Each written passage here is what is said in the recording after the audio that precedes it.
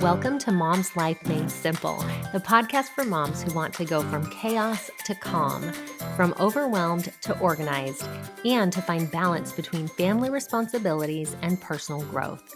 I'm your host, Chanel Nielsen. Let's make mom life simple.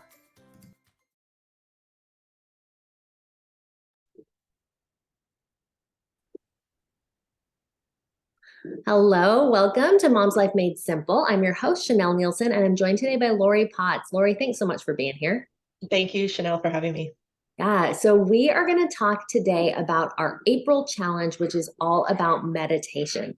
This is such a good challenge for our self-care year and one that I am really excited about. And Lori has some great things to share on this topic. So before we dive in, we'd love to know a little bit more about you. So can you tell us just a little bit about yourself and your story and kind of how you got into meditation? Yeah, absolutely. So I have complex PTSD from trauma during childhood. And after going to years and thousands of hours of therapy, one of the solutions that has helped me is EMDR, which is a certain type of therapy that in my personal opinion, it's kind of a form of meditation and helps you to better process trauma. So that's the kind of meditation that I personally do kind of on a daily or weekly basis when I have the energy to kind of process the trauma. And because of that chauvinistic based trauma that I faced, I chose to focus my career on helping women as a career coach. So I help them overcome internal and external biases that are holding them back. A lot of the self-sabotaging behaviors that I had in corporate that were killing my ability to succeed and advance were because I learned a lot of subordinate mannerisms growing up to survive in this type of environment. And so, for example, I would shrink my body when a man would talk or say something that was demeaning, whereas I should have just stood up straight and held my ground. Or when I was anxious, my voice would get higher because I would start hyperventilating. So just some things, and there are a lot of other mannerisms and tonalities and communication tactics that can kill or increase others' perception of our credibility in corporate. And I did a lot of research about it in order to be able to help myself. But then I decided to focus on helping other women who might be facing those same challenges. A lot of the time, we're just not aware of what it is that's holding us back from reaching our goals. And a lot of it is internal. A lot of it is our own mindset. And if we're able to better process the reasons why we act the way that we do, then we're better able to go where we want to go and be perceived how we want to be. Yeah. So I think it's really interesting because, a lot of us, we all come from whatever background we come from. We have different traumas, whether those are big T trauma or little T trauma, which is just like minor things that someone said to you that is processed and kind of trapped in the subconscious, right? We have Right. things that have kind of that shape who we are. And so this is an interesting perspective on what meditation does for us. I'd love to dive into the methodology that you use. If you could talk a little bit about what EMDR is and then kind of what that looks like for you as a person practicing it. Sure. It's called eye movement desensitization and reprocessing. So that's what it stands for. And it's a psychotherapy that enables people to heal from the symptoms and emotional distress that result from PTSD. It's particularly used for people with complex PTSD, which is basically small, little, similar traumas over time that build up and can really kill your ability to build healthy relationships and build trust, because a lot of the trauma with complex PTSD typically stems from people who were supposed to care for you and didn't, or you had to meet a lot of your own needs. And because of that, it's hard to establish trust with other people, because the people who were supposed to you were supposed to ultimately, right, be safe with and ultimately be able to trust with every single vulnerability in your life couldn't be trusted to do that. So basically, that's why EMDR is one of those things that works really well. So if you've never heard of EMDR, it probably sounds a little weird because you're literally doing tappings with either side, with either finger, or moving your eyes back and forth like this, closed, like left and right. Because we're on a podcast, I'll describe that left and right. And you're thinking about the trauma while you go through it. So this is definitely something that a trained therapist should be doing with you, or have trained you through so you can do it independently on your own when you're home. But if you're experiencing that type of trauma, if you have experienced that type of trauma, where there's over and over little things that are similar throughout your childhood, or you were neglected, maybe that's something that could help you. I am not a licensed psychotherapist or counselor. Based on my own experience, I found that it has been helpful. It sucks a lot of my energy at times when I do it, because processing something very emotional and traumatic takes a lot of energy. So some days I have to choose whether to do that or just do basic relaxation and meditation. And I use the Calm app just for basic relaxation. Yeah. Okay. So let's talk about both your basic meditation, but I want to talk a little bit more about this EMDR. So you said there's tapping involved and then eye movement side to side. Mm-hmm. So kind of if you're doing it on your own, what is the process? So similar thing. The reason why you do that tapping is because research showed that accessing the traumatic memory network basically helps you on either side of your brain. Helps you to better process it in a healthier way. So you feel safe when you're thinking about it. You're kind of reparenting yourself. You can almost reparent yourself in a way that helps you establish new learning and eliminates the emotional distress and the triggers that might come when similar situations happen in real life.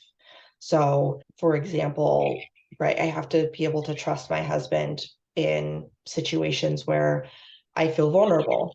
And if I have to trust him in a way that is similar to how I needed to trust my parents, that becomes very difficult. And I have to start micromanaging the situation and make sure he knows over and over again that I need this thing, I need this thing, I need this thing. Remember, you have to do XYZ, or I feel like I have to do everything. So that's kind of a further explanation of it. But as far as the tapping goes and why that's necessary, like I said, it's you're tapping the neural networks. So either side of the brain are kind of reconnecting and creating what's called neuroplasticity. So instead of your brain synapses firing in the same way over and over when you're faced with similar situations, instead you can have your brain synapse fire in a path less traveled by. So our brain is constantly trying to keep us safe, right?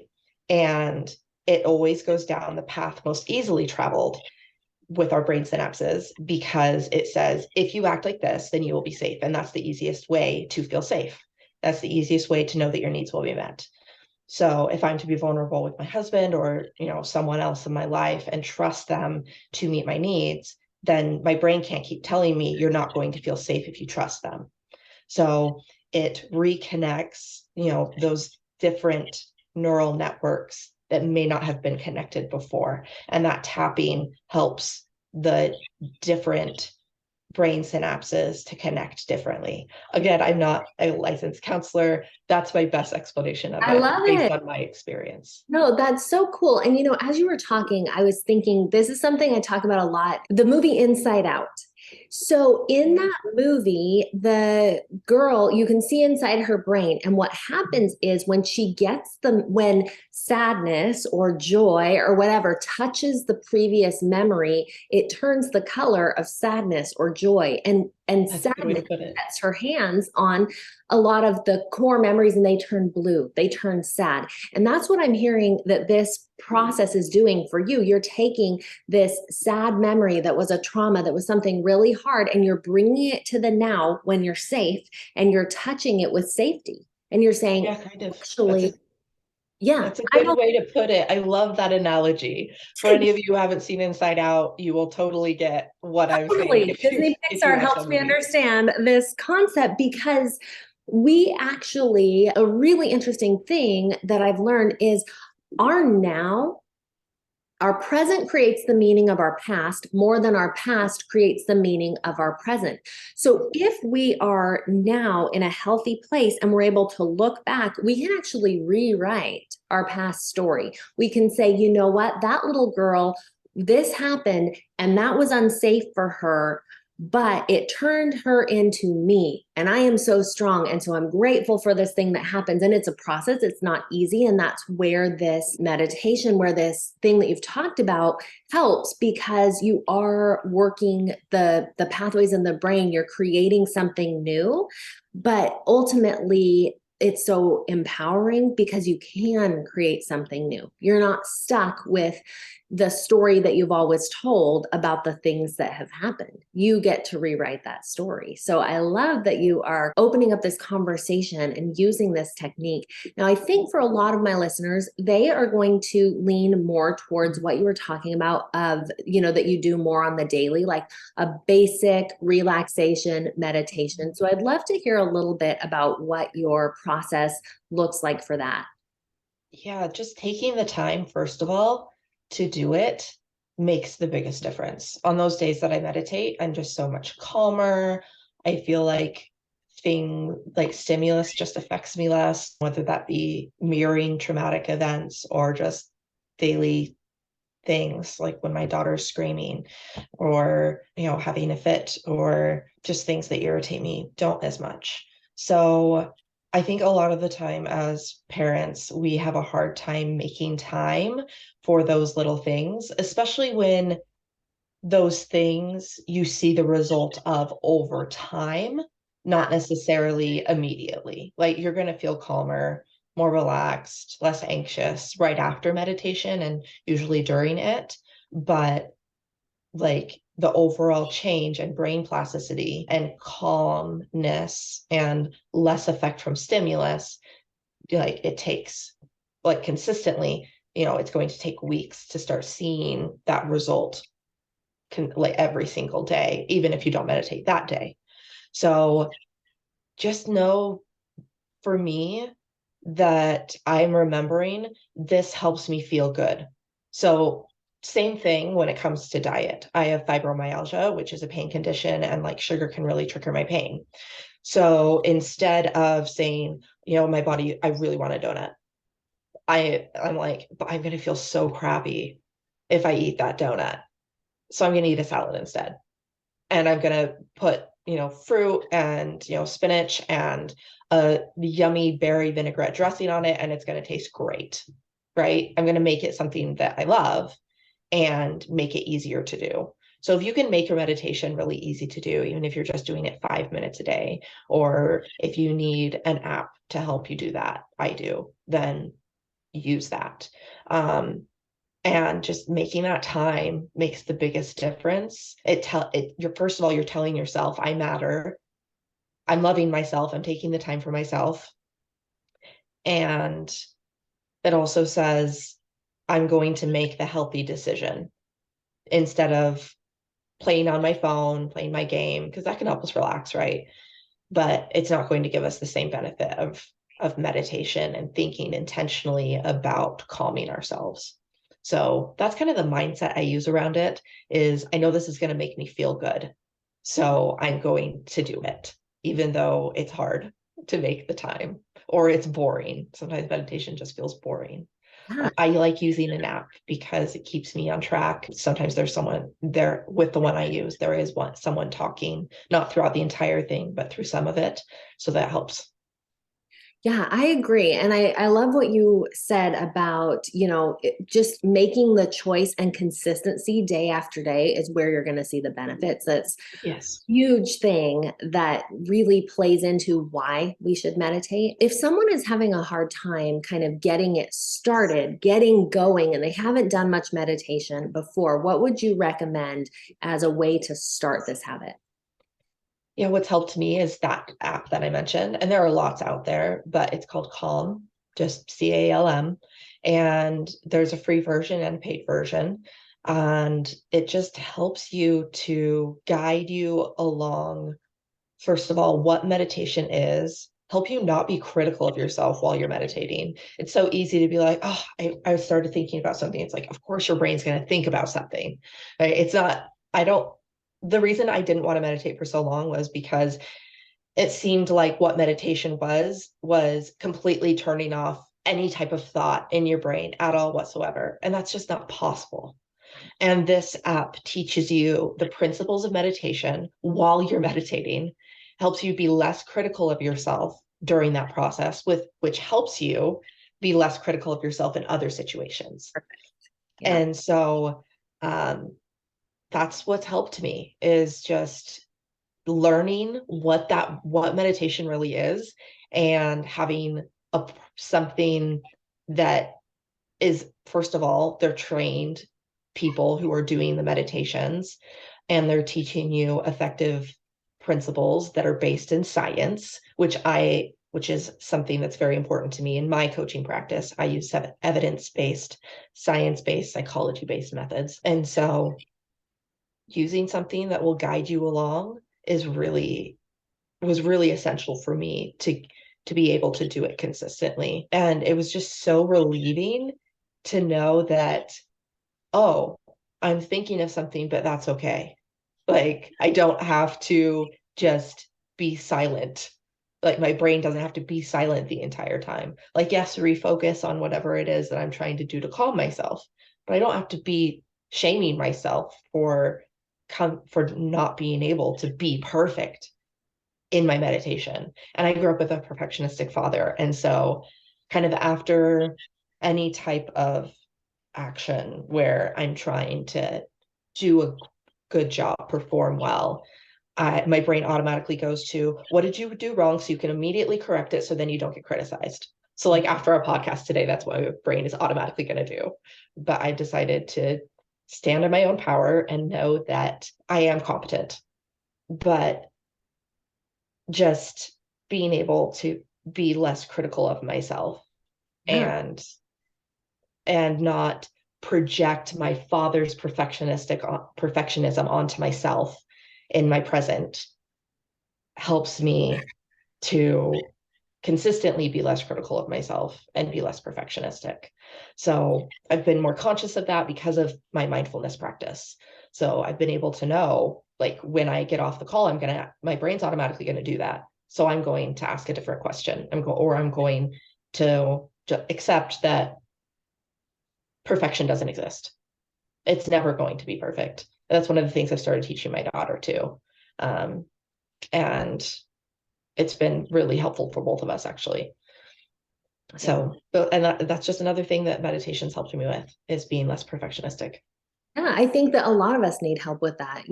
I like that you kind of made that connection of what you're doing in your meditation practice. It's not just about what we're doing there, it's how it then plays out in the rest of our life, and how, Yes. where's the connection between what we're doing in those few minutes of meditation and life. And so for you, one of those areas is the perfectionism. And I also really like that you explained what you felt like meditation was supposed to be. I think that's a really common misconception, that people think that, oh, I can only do meditation right if I do this, if I stop thinking, if I, and to realize that we are going to all have thoughts come up and we're still doing meditation right. So I think that's really a good thing that a lot of us needed to hear. So I wanted to ask, as moms, we have limited time and energy. So why should moms focus some of that time and energy on meditation? Yeah, that's a great question. That's one of the principles that they teach in in those first lessons in the Calm app.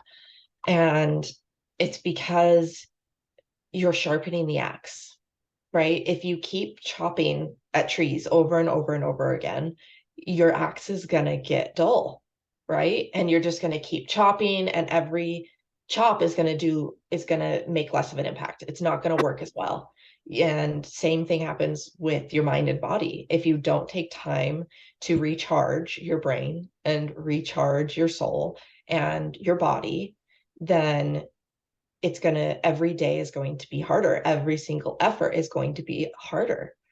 So if you're able to, take 5 minutes, 10 minutes to sharpen your axe, then you're going to cut down more trees.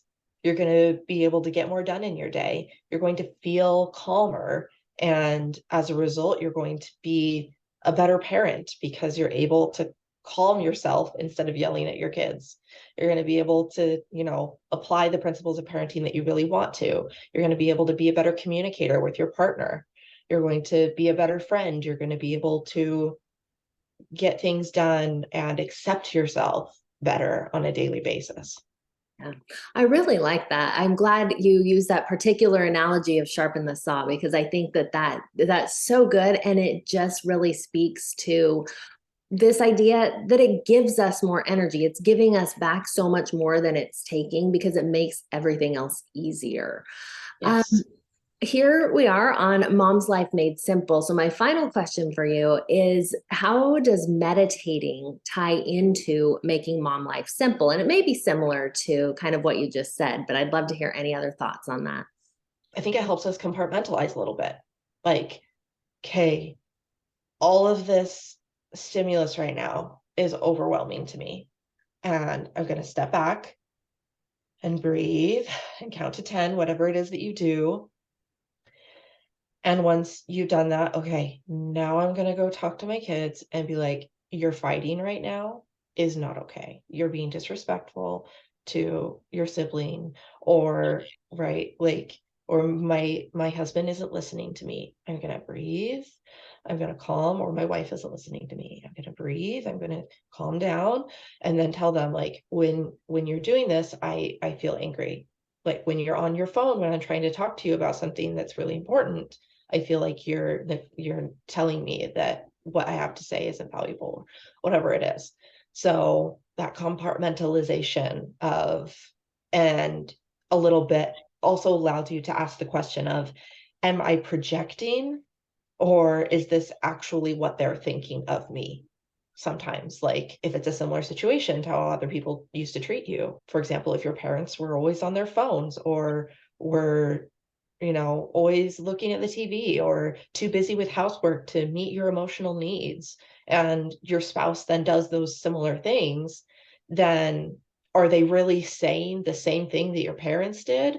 Or is that just them being who they are? They need to improve in their communication or whatever it is.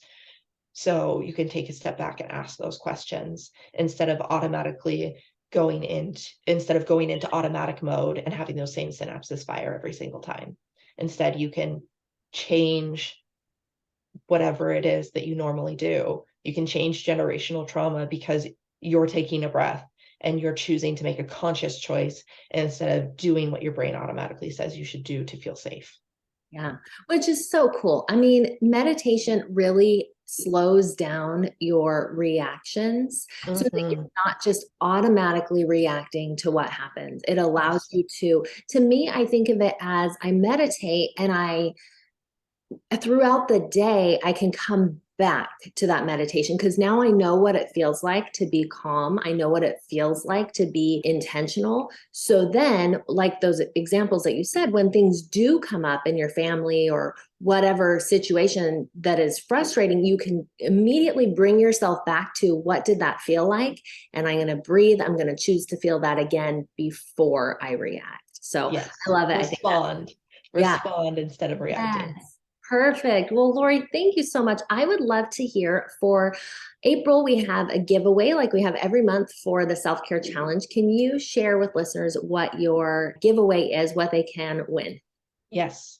you can win a 1 hour career strategy call with me.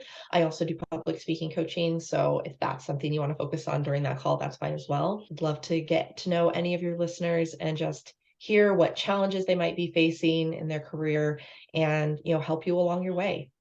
Perfect. Okay, awesome. And then finally, where can people find you? I am on LinkedIn, so you can search me, Lori Teapot's Career Coach, and you'll be sure to find me. I also have a website, ecbcommunicationconsulting.com. Okay, perfect. We will link to those. Lori, thank you for being with us. I appreciate it. Thank you, Chanel. And thanks everyone for listening to Mom's Life Made Simple.